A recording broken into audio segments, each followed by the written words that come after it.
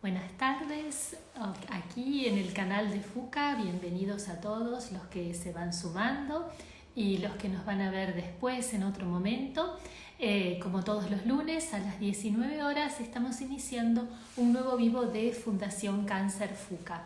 Les voy contando que Fundación FUCA es la institución que desde el Instituto Alexander Fleming se ocupa de la prevención, detección temprana, de promover la prevención, la investigación y la educación en cáncer, que tiene su sede, como les decía, en el Instituto Alexander Fleming desde la creación de este instituto, pero que FUCA el año pasado cumplimos ya 40 años capacitando médicos, 40 años investigando en cáncer y 40 años promoviendo la prevención y la detección temprana del cáncer. Hoy el tema que nos va a ocupar en este vivo es hablar de los sarcomas. Y para conversar sobre los sarcomas hemos invitado a la doctora Janina Pfluger, que veo que ya está con nosotros, así que vamos a tratar de que pueda sumarse a nuestra conversación. La doctora Pfluger. Estamos esperando. Les cuento que la doctora Janina Pfluger es oncóloga clínica, integra el staff médico del Instituto Alexander Fleming y aquí ya la tenemos con nosotros. Hola Janina, buenas Hola, tardes, ¿cómo estás? Ajustando la cámara, muy bien. Así te vemos muy bien. ¿Se me escucha bien? sí, se A escucha ver. perfecto. Se escucha perfecto, también te escucho muy bien a vos. Bueno, les estaba contando que sos oncóloga clínica, que te desempeñás como miembro del staff médico del Instituto Alexander Fleming, que te especializaste en oncología clínica en el mismo instituto con una beca de FUCA, pero específicamente me gustaría que me completes un dato porque sabemos que en el Instituto Fleming los oncólogos clínicos ya están como divididos por áreas de especialidad. ¿Y cuál es específicamente la tuya? Bueno, yo soy la jefa del área de sarcoma y melanoma, como son dos patologías poco prevalentes en línea general, hacemos las dos patologías en general. Así que bueno, esa es digamos, somos oncólogos en línea general en el área, pero en esa área, ¿sí? Dedicados especialmente a estos dos tipos de cáncer, que no son tipos de cáncer muy frecuentes, específicamente. Exactamente. Claro, hablamos hace poco de precisamente de melanoma y bueno, hoy nos ocupa hablar de los sarcomas. A ver, como para empezar a comprender, es para nosotros, creo que para todos, un nombre un tipo de cáncer o un nombre también muy raro. ¿Qué son específicamente los sarcomas? Sí, en línea general los sarcomas son patologías poco frecuentes y son muchos tumores que pueden afectar diferentes órganos y estructuras, ¿no? Porque podríamos decir que los sarcomas son tumores que afectan a los órganos de sostén del cuerpo. Y es por eso que, por ejemplo, tenemos los tumores, los sarcomas óseos, los sarcomas de la grasa, que serían los liposarcomas, los sarcomas del músculo, tanto sean músculo liso o músculo estriado, que podrían ser los leiomiosarcomas o los rhabdomiosarcomas.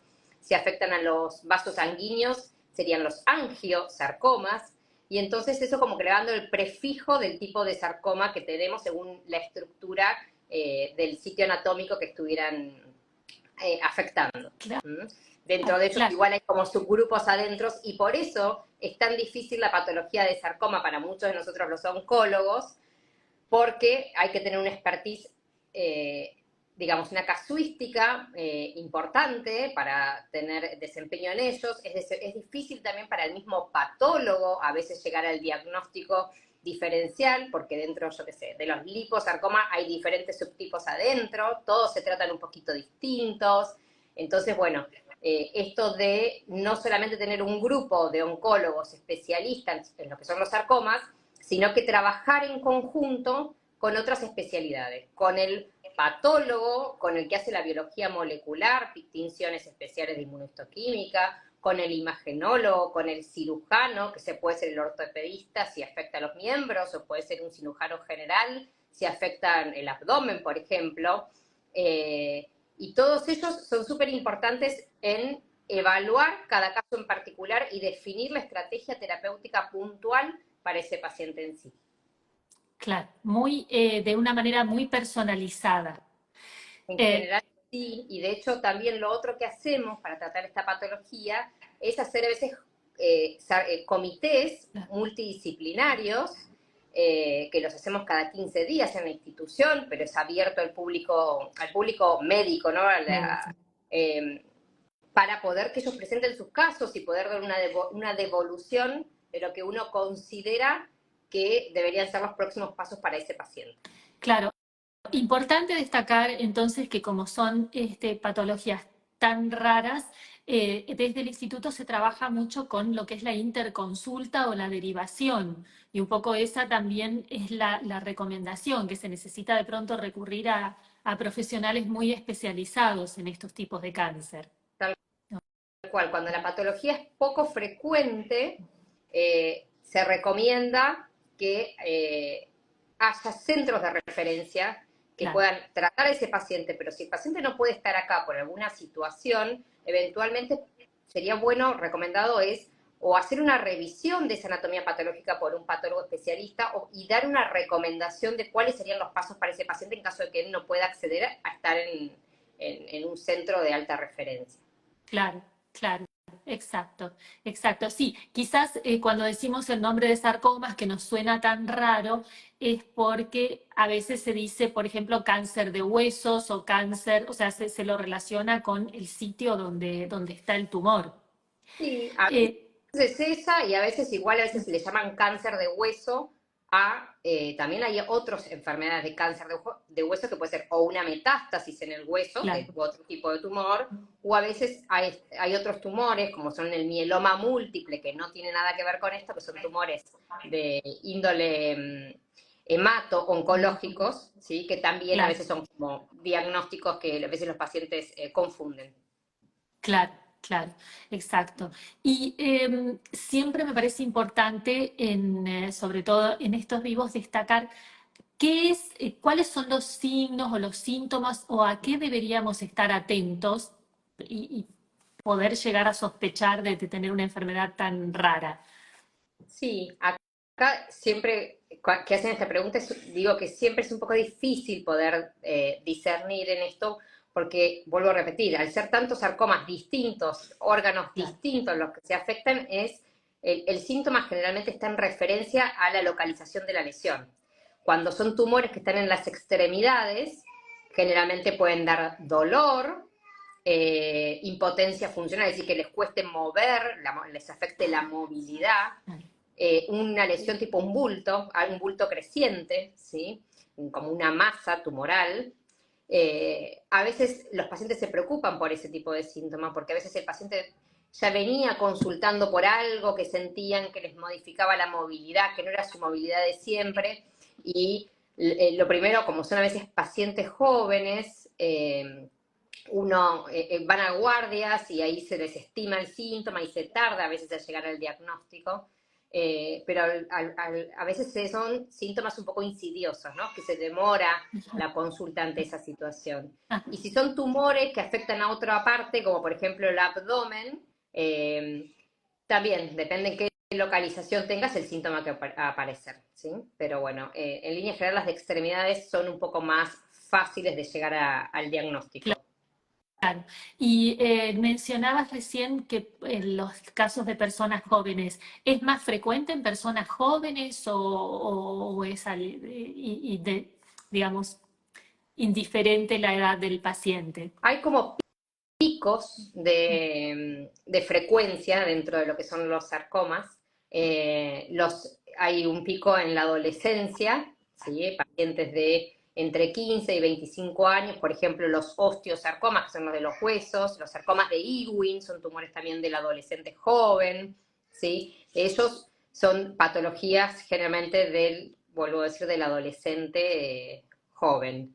Nosotros no hacemos pediatría, Y después hay un segundo pico que es aproximadamente en los 50, 60 años, que es donde aumenta de vuelta la casuística, es un segundo pico, y son generalmente más los leiomiosarcomas, los liposarcomas, y ahí aparecen más el retroperitoneo, que es como si fuera del abdomen, una localización también muy frecuente, además de las extremidades. Claro, claro. Y no tiene, bueno, quería también destacar que desde el equipo médico del instituto forman parte de una red internacional relacionada con sarcomas, ¿verdad? Que resaltando un poco esto que hablábamos antes de los casos que se discuten y la experiencia que se comparte en este tipo de tumores. No sé si me Mm. querés contar un poco más sobre esta iniciativa, me parece valioso. Sí. Nosotros formamos parte dentro de lo que es el Instituto Alexander Fleming de dos grupos importantes. El grupo CELNET es un grupo latinoamericano junto con España e Italia, que lo que se hace es la discusión, tiene muchas finalidades, pero es la discusión de los casos de mayor dificultad, y todo el tema de lo que es la educación para lo que es Latinoamérica, para los médicos, ¿no? En lo que es la patología, hacer las revisiones de las anatomías patológicas en casos complejos, participar de diferentes encuentros para poder discutir más que nada, pero tiene que ver con una cuestión de formación académica de la región. De Claro. esto formamos hace un par de años. Nosotros somos parte integrante acá en lo que es la Argentina. Y eso ayudó también a formar al grupo argentino de tumores óseos y de partes blandas, que el grupo se llama GASPAR, que es ya tiene personalidad jurídica, y que es en la Argentina el grupo específicamente de sarcomas. Y acá también este año fue el tercer congreso que tuvimos, que lo empezamos a hacer una vez por año, solamente de sarcomas y GIST, que es un tumor del estroma gastrointestinal, que lo incluimos dentro de lo que vendrían a ser los sarcomas. Y bueno, también tiene todo lo mismo, y con intención de formación, expertise para los médicos, discusión, ver de traer nuevas tecnologías diagnósticas para nuestro país, más accesibilidad y visibilidad en lo que es la región y en el mundo, de lo que se hace en la Argentina, y traer ensayos clínicos con nuevas opciones terapéuticas para los pacientes, que eso es algo que siempre para esta patología poco frecuente le cuesta mucho a la industria traer nuevos accesos a nuevos medicamentos. Claro, claro. Súper importante entonces que esta iniciativa y que se abran estas posibilidades y también para hacer más conocidos en sí mismo la misma patología, ¿verdad? Bueno, y entonces pensemos en una persona o en un paciente recién diagnosticado. ¿Cómo sería el tratamiento? ¿Cómo son las perspectivas de ese paciente? Claro, debe ser absolutamente variable, como decís, que hay tantos tipos de sarcomas, ¿verdad? Sí, lo primero es tener el diagnóstico correcto. Hay tumores que son fáciles de diagnosticar y hacer el diagnóstico anatomopatológico, porque en línea general muchas veces es nuestro primer puntapié, ¿no? Es saber qué tipo de sarcoma es el que tenemos a nuestro alcance, nuestro paciente tiene. Y después lo otro es poder estadificar en qué situación está esta lesión. Claro. Si es una enfermedad que está localizada o que ya ha hecho lesiones secundarias, metástasis en otra parte del cuerpo. Esto que siempre les decimos, en oncología todo le ponemos estadios, que van desde el 1 al 4 en general, donde desde el 1 es el más chiquitito, al 4 donde la enfermedad está más diseminada. Entonces, saber qué estadio tiene nuestro paciente y cuál es el tipo de sarcoma es lo primero que necesitamos saber. Claro. Y después, o lo podemos hacer solos en el consultorio o a veces ayudados en estos comités, la discusión de cada caso en particular. ¿Cómo vamos a empezar? Si la enfermedad está localizada, la cirugía en línea general es el paso fundamental para que nuestro paciente pueda ser curado.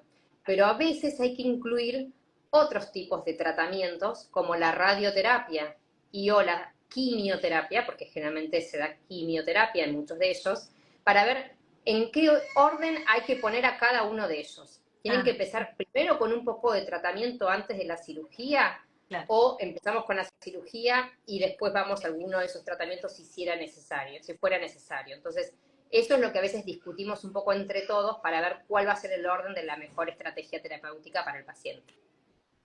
Claro, claro. Y el caso de metástasis, ¿dónde o en qué tipo de órganos? ¿Es también en el mismo tipo de órganos o puede atacar a otros? Puede atacar a otros, generalmente el pulmón es un órgano de preferencia, también puede ser otros, va a depender también, vuelvo a repetir, del tipo de sarcoma que el paciente esté presentando, ¿no? Claro. Hay Así algunos que que, reciban o vuelven a crecer en el mismo lugar, hay algunos que llaman liposarcomas, que se dan en el abdomen, que son muy parecidos a la grasa común, que serían los liposarcomas bien diferenciados, que muchas veces vuelven a recidivar y a crecer años después en la misma localización y son insidiosos en volver a crecer, y a veces el paciente tiene que acceder a varias cirugías de ellos, ¿sí? Pero bueno, claro, vuelvo a repetir, es difícil poder generalizar. claro. Claro, y me imagino también es una, digamos, es una situación que implica un control permanente. Sí, uno también en esto de los estadiajes, de saber qué riesgo y qué tratamientos requirió el paciente, también con esto podemos saber cómo vamos a hacer el seguimiento del Claro, paciente. Entonces, pero en línea general, si uno tuviera que estandarizar, después de haber sido hecho el tratamiento del paciente, al principio los controlamos un poquito más seguido, porque los primeros 2 años son los años de mayor riesgo de que vuelva a aparecer la enfermedad, y entonces ahí capaz que cada 3, 4 meses les hacemos un estudio claro, para ver si creció algo, si apareció alguna nueva lesión, y después iremos ampliando cada 6 meses y después cada 1 año, y en algún claro, momento les querremos dar el alta entre comillas, siempre digo es difícil dar un alta en oncología, y les diremos, bueno, mira, ya quizás no hace falta que vengas tanto, y mismo paciente, por esta inseguridad que a veces da, no me vas a hacer más estudios, los seguimos haciendo un tiempito más.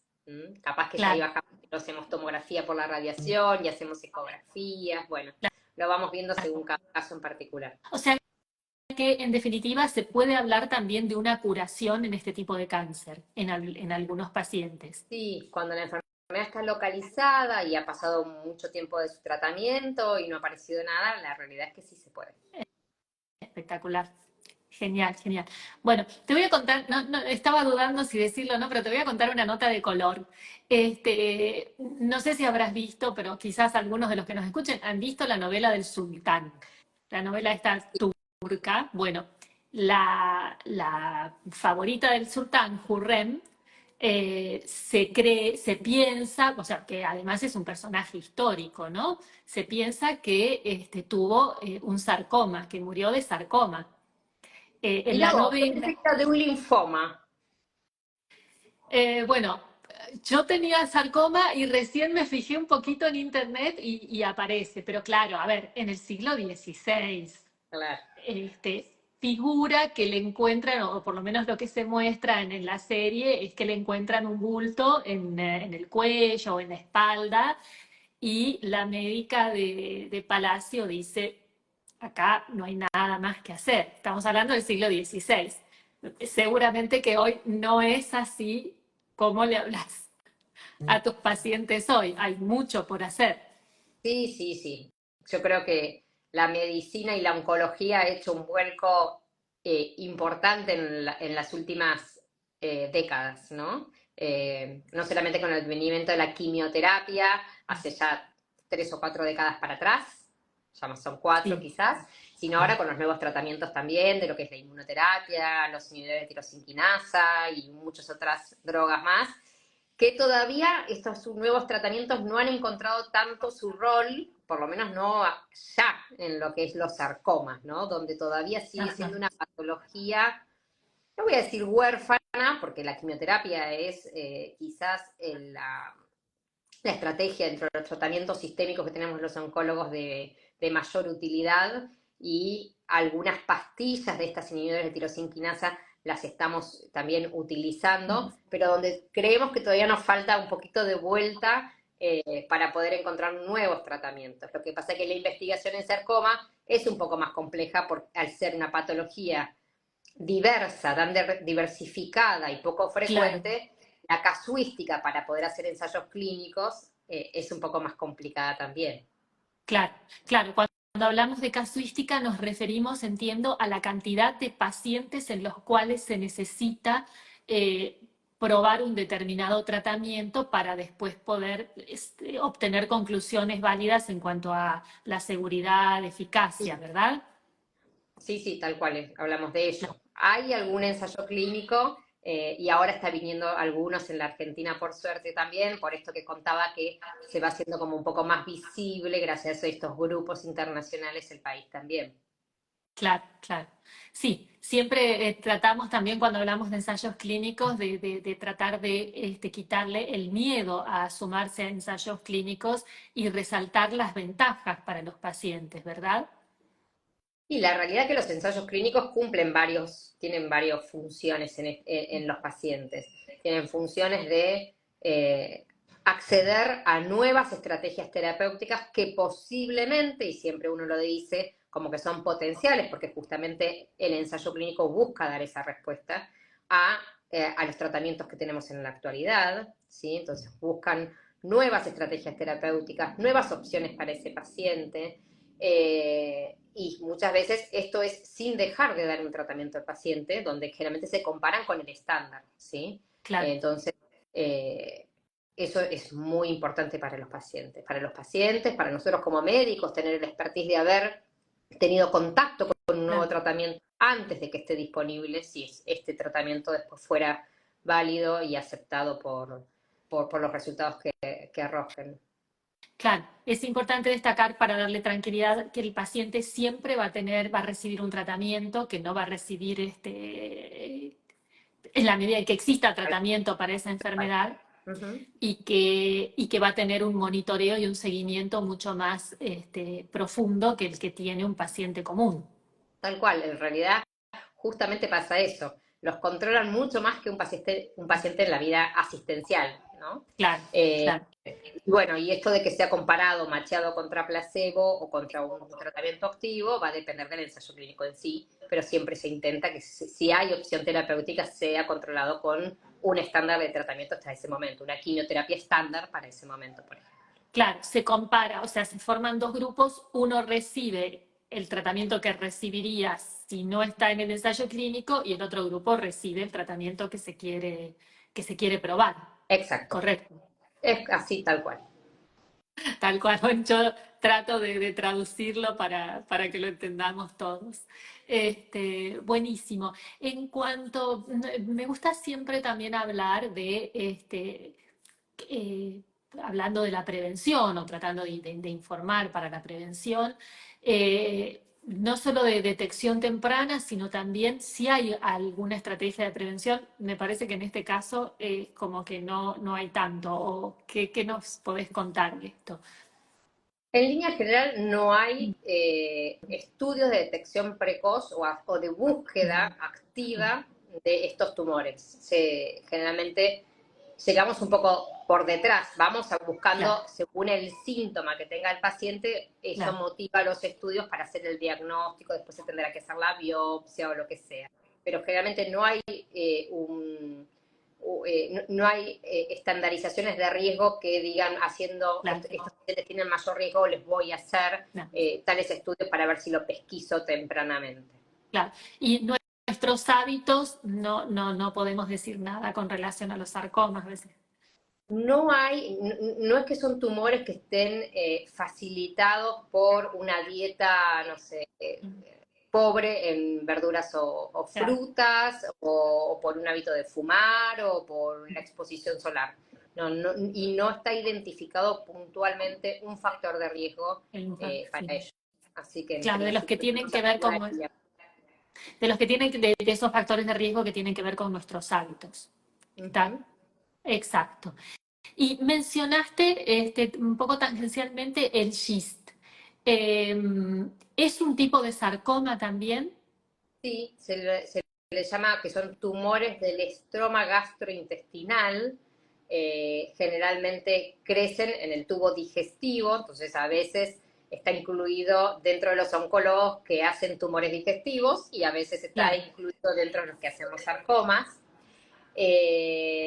Son como lesiones en la pared del tubo digestivo. Por eso que yo les contaba que los órganos que los sarcomas son tumores de los órganos que dan sostén. En este caso ajá, están inmersos en unas células especiales que están por debajo de la mucosa del tracto digestivo. De hecho, claro, cuando uno lo ve en la endoscopía, no lo ve como una lesión, como una úlcera dentro de la mucosa, sino que lo ves como un bulto, como algo redondeado que está empujando desde adentro hacia lo que vemos en el endoscopio. Es un poco quizás complejo de describir.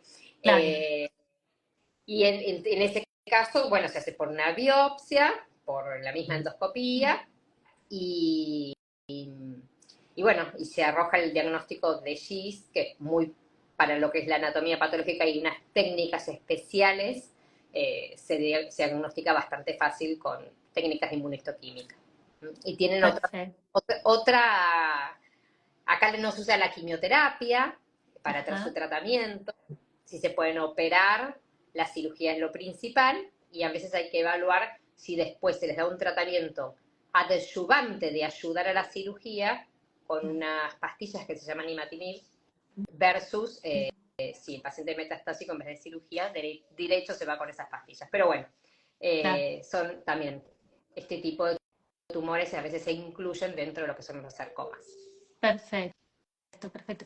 Y siempre las, digamos, como que las estrategias terapéuticas son variadas, no es una sola. Exacto. Por eso es, vuelvo a repetir, la dificultad de esta patología. Claro, claro. Así que bueno, creo que aproximadamente fuimos tratando como los temas principales que siempre nos importa, nos parece importante comunicar. Siempre me interesa mucho hablar de la detección temprana, que a veces es difícil, pero un poco llamar la atención de cuáles son los signos o los síntomas a los que podemos estar atentos para no demorarnos en el diagnóstico y llegar a los especialistas. Y bueno, me gustaría, si te parece que hay algún tema en particular que quieras comentar o alguna reflexión, digamos, como cierre de la charla.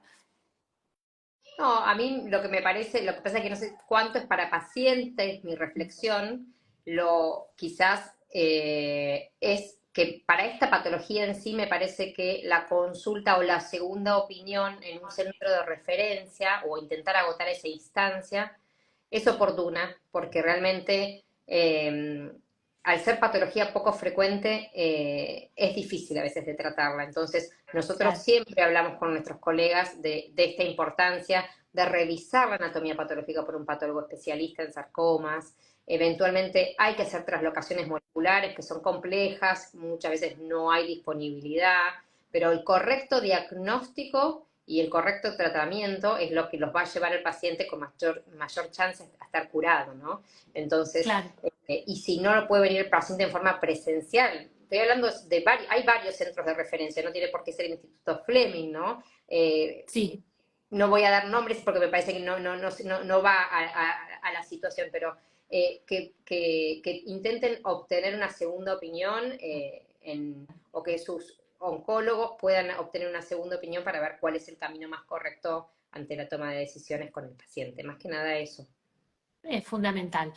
Perdón, mencionaste una palabra muy rara, traslocación. ¿Traslocación era Sí, molecular? ¿Qué para llegar significa? al diagnóstico nosotros tenemos la anatomía patológica, que es cuando el patólogo mira en el microscopio convencional y según los tipos de células, me van a matar si me escucha un patólogo hablando, a mí puede, y con técnicas normales como la hematoxilina y eosina, llegar a un diagnóstico fácil de lo que ve en el microscopio.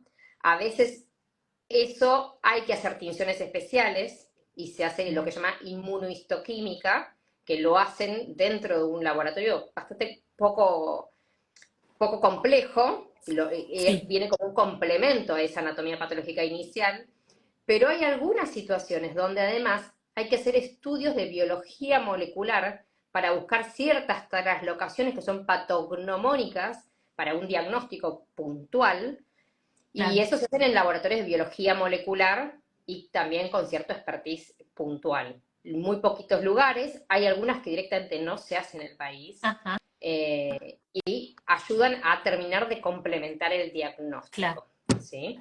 Así que claro. bueno, eso es algo que es lo que hay que seguir trabajando para nosotros como médicos y como patólogos para tener bien el diagnóstico para el paciente. Claro. Y fundamental el trabajo en equipo. Fundamental. Fundamental. Buenísimo. Bueno, creo, salvo que quieras hacer algún comentario más, creo que con esto cerramos. No veo preguntas. Por ahí alguien preguntaba, bueno, de qué tipo de cáncer estábamos hablando. Hablamos de un tipo de cáncer muy particular, un tipo de cáncer poco frecuente, que son los sarcomas. De todas maneras, está bien dicho en plural porque hay mucha variedad, muchos tipos de sarcomas, como nos explicaba la doctora Fluger.